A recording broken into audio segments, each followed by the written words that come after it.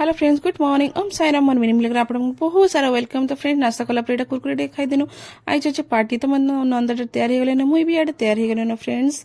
और इे होचन मोर सास रेडी होचन आम बाबू देखुवे के लगे होचन। तो फ्रेंड्स बाबू को रेडी रेडी कर बाहर आम इला ठिया हो फ्रेंड्स। तो बाहरी गनु आम काजमाल पार्टी थी काजमाल पार्टी अच्छे तो आम समस्त फैमिली बाहरी गनु आम फ्रेंड्स।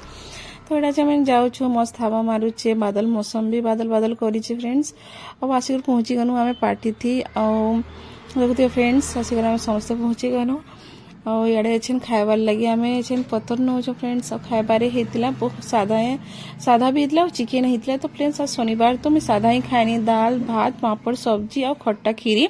तो फ्रेंड्स एत जोर हवा धोका है वर्षा पूरा टेन उल्टी गला। तो फ्रेंड्स देखो लाइन भी पलैचे तो आम बसीचु दीदी घरे गोटे। तो ये बाहरी गनु आम घर के।